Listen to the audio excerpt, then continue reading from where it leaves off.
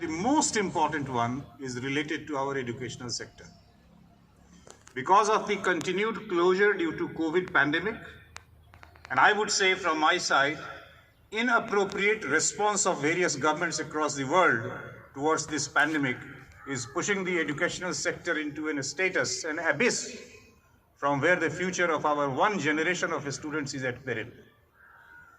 For the last 2 years, we have been subjected to untold misery in terms of financial crunches, in terms of loss of educational years for the students, and most important, we are producing a generation of students who don't know what are they going to learn, how are they going to behave in the society, and how are they going to shape the future of this country. There is a narrative floated across the world that technology is the future of the world.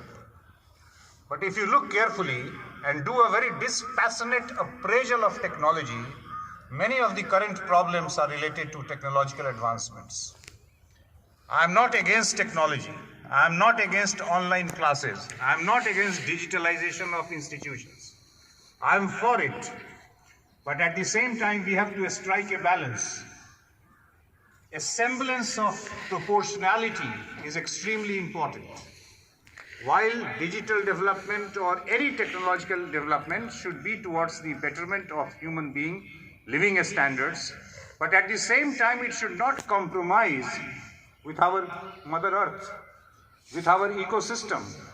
The kind of avalanches that we are facing, not only here, recurrent floods, recurrent droughts, avalanches like cyclones, typhoons, but you will be amazed to know that in Antarctica and Arctica, most of the glaciers have melted to an extent that the sea level is rising menacingly, and many of the countries and maybe even the subcontinents will be completely submerged.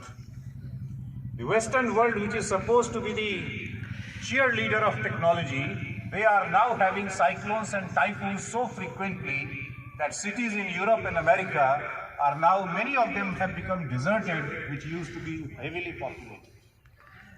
So we are paying a price of technology. All of you are engaged while this institution was closed during the pandemic hours with online teaching.